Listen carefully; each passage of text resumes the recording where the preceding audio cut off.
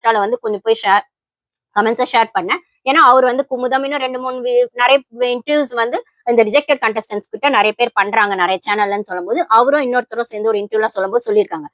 இந்த toxic editing பண்றாங்க big pass அப்படின்னு ஒரு வார்த்தை சொல்லியிருப்பாரு. அது அப்சல்யூட்லி ரைட். இவங்களுக்கு என்ன தேவையோ அதை மட்டும்தான் அவங்க காட்டுவாங்க. அதை எதை எடுக்கணுமோ அதை எடுத்துருவாங்க. எதை காட்டக்கூடாதோ இல்ல காட்டினா சேனலோட பேர் ரிப்பேர் ஆகும். அந்த கண்டஸ்டன்ஸ் பேரை ரிப்பேர் பண்ணணும்னு நினைச்சா இவங்க காட்டுவாங்க.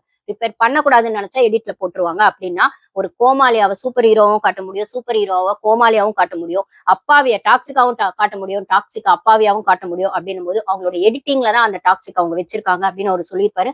அதை நான் 100% நான் வந்து அக்ரி பண்றேன். தீபக் எல்லாம் கரப்படாத்திக்கு அவரெல்லாம் ரொம்ப நல்லவர் அப்படிங்கிற ஆங்கிளுக்கு காட்டினதாகட்டும், முத்து எல்லாம் அப்படியே ரொம்பவே சூப்பர் அப்படின்னு காட்டினதாகட்டும், ஏன் ஆரி சீசன்லயுமே ஆரி தான் பெஸ்ட்னு காட்டினதாகட்டும், ஆனா இன்னைக்கு அவர் ஜட்ஜா வந்து உட்காரும் போது அவரோட ஆட்டிடியூட் எக்ஸ்போஸ் ஆனதாகட்டும், பாலாவை உச்சகட்ட டாக்ஸிக் காட்டினதாகட்டும், அப்படிங்கிற மாதிரி நிறைய நம்ம இதுல சொல்ல முடியும் அப்படின்னு சொல்லும் போது சோ நம்ம சொல்லுவாங்க இல்லைங்களா, கண்ணால் பார்ப்பதும் போய் காதால் கேட்பதும் போய் தீர விசாரிப்பதே மெயின். இது எதுவுமே பிக் பாஸ்க்கு அப்ளை ஆகாது. நம்ம கண்ணால பாக்குறது கொஞ்சம், பார்க்காதது நிறைய, கேட்கறது கொஞ்சம், கேட்காதது நிறைய. அப்ப தீர விசாரிக்க முடியுமான்னு கேட்டா அது விஜய் டிவிக்கு மட்டுமே தெரிஞ்ச உண்மை அப்படின்னு சொல்ற இடத்துல இது எதுவுமே பிக் பாஸ்க்கு அப்ளை ஆகாது அப்படின்னு சொல்லும் போது அவங்க போடுற கண்டிஷன்ஸ்க்கு நடுவுல மட்டும்தான் கண்டஸ்டன்ஸ் போக முடியும். நாங்க எதை எப்ப வேணா எடிட் பண்ணி காட்டுவோம், எப்படி வேணா காட்டுவோம். சோ இந்த காமன் மேன்லயே அந்த அக்ரிமெண்ட் போட்டிருக்காங்க தான். நாங்க எதை எப்படி காட்டணும், எடிட் பண்ணோம் அப்படிங்கறது எங்களோடது. நீங்க அதை வச்சு நீங்க சோசியல் மீடியால பேட்டி கொடுத்துட்டோ இல்ல கேஸோ எல்லாம் போட முடியாது அப்படின்றத ஒரு அக்ரிமெண்டாவே அவங்க வாங்கியிருக்காங்கன்னு சொல்லும்போது இந்த இடத்துல அவர் சுப்பிரமணி இன்டர்வியூ, அதாவது அந்த ஆடிஷன் நம்மளுக்கு காட்டினாங்க இல்லைங்களா, அந்த இன்டர்வியூ பண்ற இடத்துக்கு போறதுக்கு முன்னாடி அவர்கிட்ட வந்து ஒரு சிலர் பேசியிருக்காது எப்படின்னா ஆல்ரெடி 5 பேரை செலக்ட் பண்ணிட்டாங்க. 5 பேரோ 6 பேரோ செலக்ட் பண்ணிட்டாங்க. எப்படி செலக்ட் பண்ணிருக்காங்கன்னா ஒரு கிராமத்து பேஸ்ல இருக்க ஒரு 2, 3 லேடி செலக்ட் பண்ணிருக்காங்க. கோமாளித்தனமா இருக்க ஒரு 2, 3 பேர் செலக்ட் பண்ணிருக்காங்க.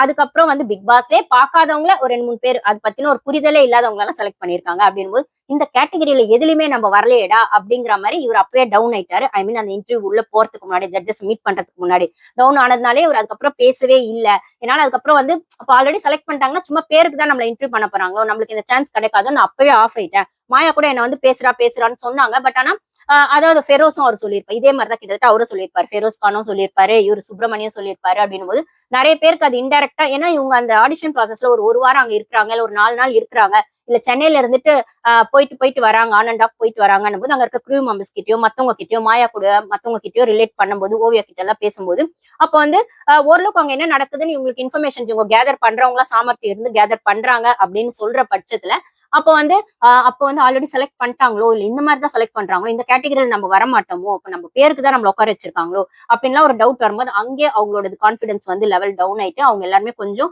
ஒரு ஆஃப் மோடுக்கு போயிட்டாங்க அப்படின்னு பார்க்க முடியுதுன்னும் போது அந்த இடத்துல ஃபெரோஸ் கான் சொன்னதும் அவர் அப்படிதான் சொன்னாரு. அதுக்கப்புறம் வந்துட்டு சுப்பிரமணியம் அவர் சொன்னதுமே வந்து இந்த இடத்துல ட்ரெஸ்ஸஸ் கொண்டு வர சொன்னது.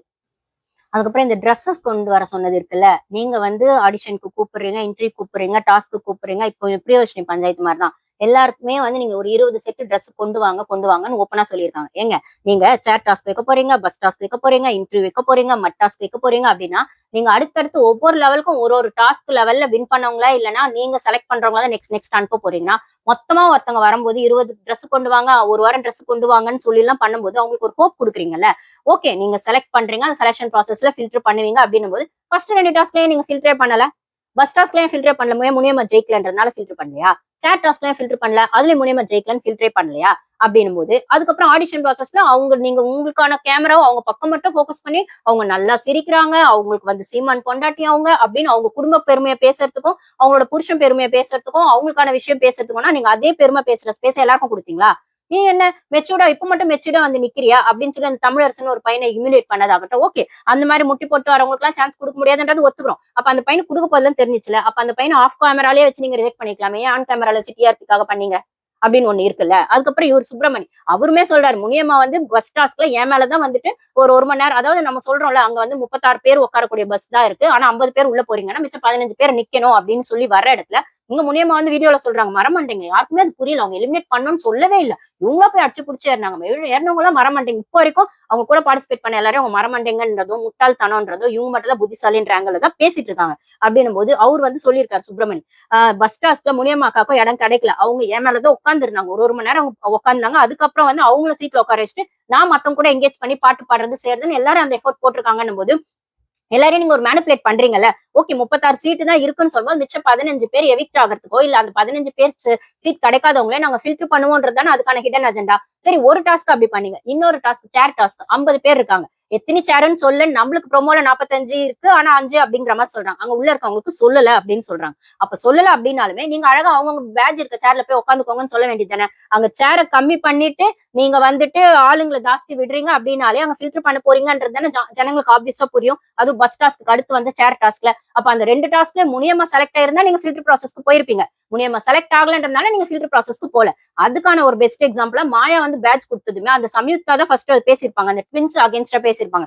என் சேர் அவங்க சண்டை போட்டு வாங்கினாங்க. ட்வின்ஸ்ல யாராவது ஒருத்தர் செலக்ட் ஆனா கூட உங்களுக்கு ஆப்ஷன் வாய்ப்பு கிடைக்கும். ஆனா நான் ஆகலன்னா எனக்கு கிடைக்காது அப்படின்னு சொல்லும்போது அந்த 21 ஒரு நம்பர் பேட்ச் வாங்கியிருப்பாங்க இல்லைங்களா, முனியம்மா மாயா வாங்கியிருப்பாங்க இல்லைங்களா, அது வாங்கிட்டு சமயம் இல்ல உங்ககிட்ட கொடுக்க மாட்டேன் நான் கொடுக்குறேன் அதை தூக்கி தான் வந்து முனியம்மாக்கு கொடுத்துருப்பாங்க அப்படின்னு சொன்னா அந்த இடத்துல பேட்ச் வாங்கி கொடுத்தது சம்யுக்தா. நான் சம்யுக்தாவை ரிஜெக்ட் பண்ணிட்டீங்க. அப்ப அந்த பேட்சை வாங்கி நீங்க முனியம்மா கொடுத்ததுக்கு அப்புறம் தான் மத்தவங்க எல்லாம் செலக்டட்னு சொல்றீங்க.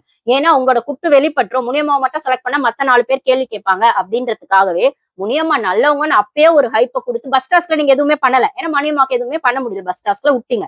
சேர் டாஸ்க்ல கிடைக்கிறது தானே கிடைக்கும்னு அவங்க ஒரு டைலாக விட்டாங்க. அந்த டைலாக் அவங்க எல்லா வீடியோஸ்ல இருந்து அவங்க வீடியோஸ்ல போட்டிருக்காங்க. கடவுளை எல்லா வீடியோஸ்ல இருந்து இழுக்கிறாங்க. மனசாட்சி எல்லா வீடியோஸ்ல இருந்தா இழுக்கிறாங்க. ஏங்க வாயில சொல்றதெல்லாம் ஒருத்த செயல்படுறானான்னு பார்க்கும்போது தான் தெரியுமே தவிர வாயில உருட்டெல்லாம் இருக்கட்டும். வாயில நல்லா வக்கனையா பேசுவாங்க. ஆனா செயல்ல தான் அவங்க போயிச்சு தெரியும். சொல்றதுக்கும் செய்யறதுக்கும் நடுவுல ஒரு ஒரு ஒரு ஒரு கேப் இருக்கு. அதை ஃபில் பண்ணா மட்டும்தான் நீங்க சொல்ற மாதிரி செய்றீங்கன்றது அர்த்தம். அது நடுவுல கேப் விழுந்ததுன்னு வைங்களேன், சொல்றதுக்கும் செய்யறதுக்கும் சம்மந்தம் இல்லைன்னு வைங்களேன், நீங்க எக்ஸ்போஸ் ஆகுறீங்கன்னு தான் அர்த்தம். விஜய் சேதுபதி சார் அதேதான். அவர் வாயில நல்லா உருட்டுவாரு, நல்லா பேசுவாரு, அப்படியே மத்தவங்க இம்பார்ட்டன்ஸ் கொடுக்குற மாதிரி எல்லாம் செய்வாரு. அவரோட செயல்பாடுல இருக்கான்னு கேட்டா அது போன சீசன் ஹோஸ்ட் 24 ஹவர்ஸ் பார்த்து ஷோ பார்த்தவங்களுக்கு தான் அவரோட ஹோஸ்ட் எந்த லட்சணம்னு தெரியும். அப்படின்னா இந்த சீசன்ல அதை பார்க்க தான் போறோம். அப்போ இந்த இடத்துல விஜய் டிவி சொம்பா முனியம்மா இருக்காங்களா அப்படின்னு சொன்னா ஆப்வியஸ்லி இருக்காங்க. அது எதுக்காக இருக்காங்க, ஏன் இருக்காங்க அப்படிங்கிறது அவங்களோட பெர்ஸ்பெக்டிவ். என்னோட பெர்ஸ்பெக்டிவ்ல மேபி முனியம்மா காசு கொடுத்து போயிருக்கலாம். ஓகேங்களா, அவ்வளவு சப்ஸ்கிரைபர்ஸ் வச்சிருக்காங்க, காசு கொடுத்து போயிருக்கலாம். ஏன்னா இந்த பிக் பாஸ் காமன் மேன் ஷோக்கு தனியா இவங்க சேலரி கொடுக்கல அப்படிங்கிற மாதிரி பேச்சு அடிப்படுது. சோ செலக்ட் ஆனா பிக் பாஸ் வீட்டுக்குள்ள போலாம் அந்த பிராண்டோட. ஆனா உங்களுக்கும் தனியா சம்பளம்னு ஒண்ணு இருக்காது அப்படிங்கிற மாதிரி சொல்றாங்க. அப்போ வந்து டெய்லி அங்க பிக் பாஸ் வீட்டுக்குள்ள இவங்களுக்கு இவ்வளவு சேலரின்னு நம்ம பேசுவோம் இல்லைங்களா, சீசன் அந்த வகையில காமன் மேனுக்கு எப்படி இவங்க வந்து கன்சிடர் பண்ணுவாங்கன்றது தெரியல. ஆனா இந்த காமன் மேன் ஷோக்குன்னு தனியா வந்து செலக்ட் ஆயிட்டாங்கன்ற மாதிரி காசு கிடையாது. வெறும் பிராண்ட் மட்டும் தான் நீங்க காமன் மேன்ல இருந்து போறீங்க அப்படிங்கறதுன்னு சொல்றாங்க. அது எந்த அளவுக்கு உண்மைன்னு தெரியல. அப்போ இவங்களுக்கு சம்பளம் கிடைக்காது, இவங்களுக்கு காசு வராது அப்படிங்கிற பட்சத்துல இவங்க காசு கொடுத்து விஜய் டிவிக்கு என்ன செலக்ட் பண்ணுங்க அந்த இந்த ரெக்கமெண்டேஷன் வச்சுக்கோங்களேன். என்ன சொல்றது, ஆப்வியஸா ரெக்கமெண்டேஷன்னா மாயா ரெக்கமெண்டேஷனோ இல்ல விஜய் டிவி ரெக்கமெண்டேஷனோ இருக்கணும். ஆனா நான் காசு கொடுத்து நானே என்ன ப்ரொமோட் பண்ணிக்கிறேன்னு ஒரு குரூப் இருக்கும்ல.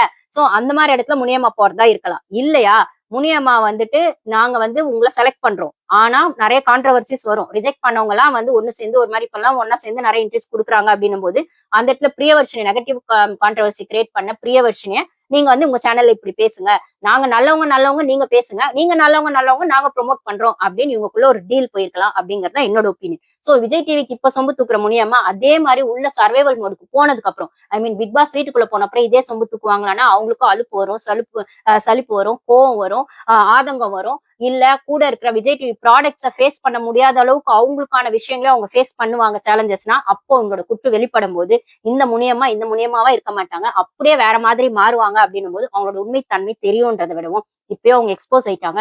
அவங்க கேமரால அவங்க பேசுறது ஒரு விதம், காமன் மேன் ஷோ கேமரால அவங்க நடந்துக்கிட்டது ஒரு விதம், பிக் பாஸ் வீட்டுக்குள்ள போனதுக்கு அப்புறம் அந்த கேமரா இவங்களை எப்படி படம் பிடிச்சு காட்ட போகுதுன்றதை நம்ம வெயிட் பண்ணி பார்க்கணும்னா பிக் பாஸ் வீட்டை ரொம்ப முழுசா நம்பி போறாங்க.